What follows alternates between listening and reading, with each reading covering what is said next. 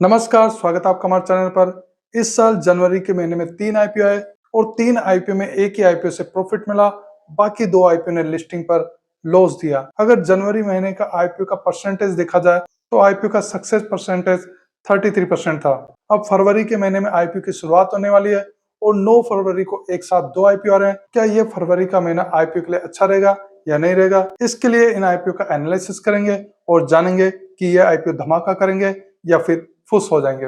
आज 9 फरवरी को आने वाले 2 आईपीओ में से पहले आईपीओ का एनालिसिस करने वाले हैं, तो चलिए शुरुआत करते हैं। जिस आईपीओ की बात आज के वीडियो में करने वाले हैं वो आईपीओ फ्रैक्टल एनालिटिक्स कंपनी लेकर आ रही है। ये एक multinational artificial intelligence and data analytics company है। ये मेजर कंपनीज को इंटेलिजेंट डिसीजन लेने में सपोर्ट करते हैं। कंपनियों को अपने बिजनेस को ग्रोथ करने के लिए जो चैलेंजेस आते हैं, इसके लिए फ्रैक्टल एनालिटिक्स कंपनी एआई के माध्यम से सॉल्यूशंस प्रोवाइड करती है। ये लगभग सभी इंडस्ट्रीज को सर्विसेज प्रोवाइड करते हैं, जैसे कि consumer package goods, retail, industrial manufacturing and energy, financial services, insurance, health care and life sciences industries है। कंपनी अपने सॉल्यूशंस को मुख्य रूप से 2 सेगमेंट में ऑफर करती है।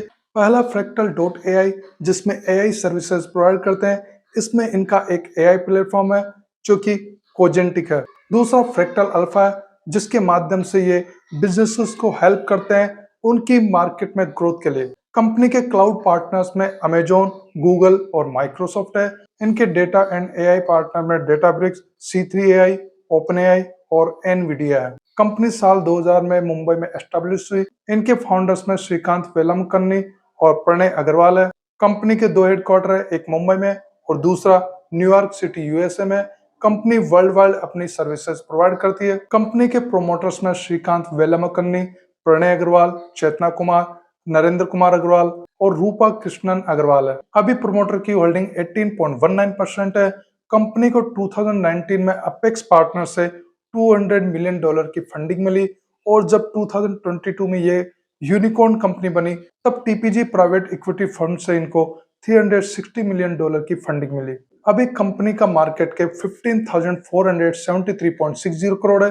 ये तो कंपनी की प्रोफाइल की बात थी। चलिए इनके फाइनेंशियल देखते हैं। 2025 फाइनेंशियल ईयर में इनके असेट 2,857.60 करोड़ है। इनके असेट में लगातार ग्रोथ है। रेवेन्यू इनका 2,816.20 करोड़ है।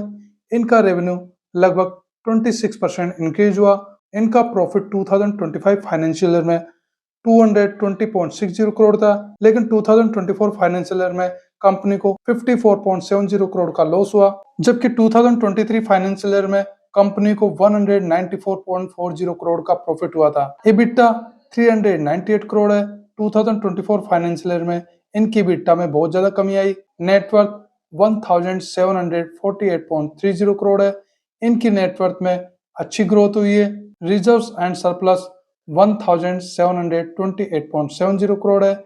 इनके रिजर्व्स एंड सरप्लस में भी अच्छी ग्रोथ हुई है, लेकिन 2024 फाइनेंशियल ईयर में इनकी नेटवर्थ और रिजर्व्स एंड सरप्लस में मामूली सी ग्रोथ हुई थी। उधारी 266.20 करोड़ है। 2024 फाइनेंशियल ईयर की तुलना में इनकी उधारी थोड़ी बढ़ी है, लेकिन 2023 फाइनेंशियल ईयर में इनकी उधारी ज्यादा थी। इस हिसाब से इन्होंने अपनी उधारी पर कंट्रोल किया। फिर भी इनको अपनी उधारी पर कंट्रोल करने की जरूरत है। केपीआई वैल्यू देखे तो RONW 12.6% है, जो कि कोई ठीक नहीं है। पैट मार्जिन 8% है, ये भी कम है। EBITDA मार्जिन 14.40% है, जो कि थोड़े कम है। प्राइस टू बुक वैल्यू 8.65 है, जो कि ज्यादा है। ओवरऑल फाइनेंशियल की बात की जाए तो 2024 फाइनेंशियल ईयर की तुलना में 2025 फाइनेंशियल ईयर में इनके फाइनेंशियल इंप्रूव हुए हैं, लेकिन प्रॉफिट और EBITDA में इनको थोड़ा ध्यान देना पड़ेगा, क्योंकि इनके प्रॉफिट और EBITDA ज्यादा अप्स एंड डाउन्स हुए हैं।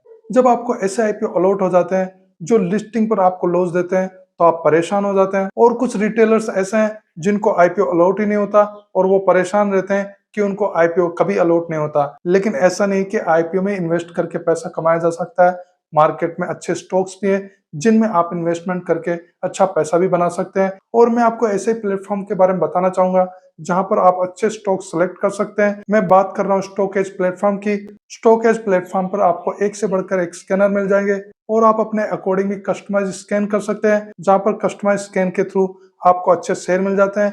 और आप उन शेयर में इन्वेस्ट करके अच्छा पैसा भी बना सकते हैं। वैसे स्टॉक एज एप्लीकेशन का मंथली सब्सक्रिप्शन 399 रुपीज है, लेकिन आप मेरे कोड नरेन आरकेपी को यूज करते हैं तो आपको 75% डिस्काउंट मिलेगा और स्टॉक एज सब्सक्रिप्शन चार्जेस आपको सिर्फ 99 रुपीज पड़ेगा। तो जल्दी से मेरे कोड नरेन आरकेपी का यूज करके इस एप्लीकेशन को सब्सक्राइब कीजिए और इसका फायदा उठाइए। तो वापस हम फ्रैक्टल एनालिटिक्स आईपीओ पर आते हैं। इस आईपीओ का टोटल इश्यू साइज 2834 करोड़ है, जिसमें फ्रेश इशू 1023 करोड़ और ऑफर फॉर सेल में 1810 करोड़ है।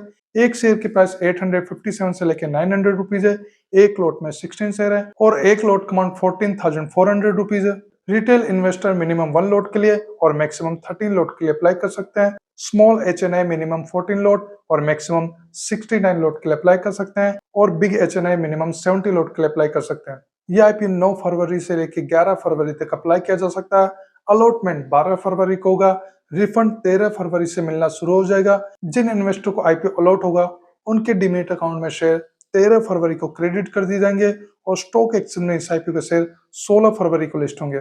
आईपीओ में रिजर्वेशन क्यूआईबी के लिए 75%, रिटेल के लिए 10% और एनआईए के लिए 15% है। कंपनी अपने आईपीओ फंड को कहाँ यूज करने वाली है, चलिए उस पर नजर डालते हैं। आईपीओ फंड से 264.90 करोड़ इनकी सब्सिडरी फ्रैक्टल यूएसए में इन्वेस्ट करेंगे, जिसमें ये अपनी उधारी को पे करने में यूज करने वाले।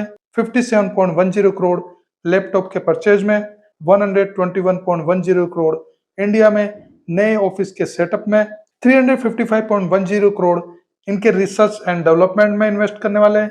इसके अलावा सेल्स एंड मार्केटिंग में, बैलेंस फंड इनके जनरल कॉर्पोरेट पर्पजेज में यूज करने वाले हैं। चलिए कंपनी के नेगेटिव और पॉजिटिव पॉइंट देखते हैं। पहले नेगेटिव पॉइंट देखें तो इश्यू साइज का लगभग 64% पोर्शन ऑफर फॉर सेल है। वैल्यूएशन हाई है। 2024 फाइनेंशियल ईयर में कंपनी को लॉस हुआ, उधारी ज्यादा है, प्रोमोटर होल्डिंग कम है।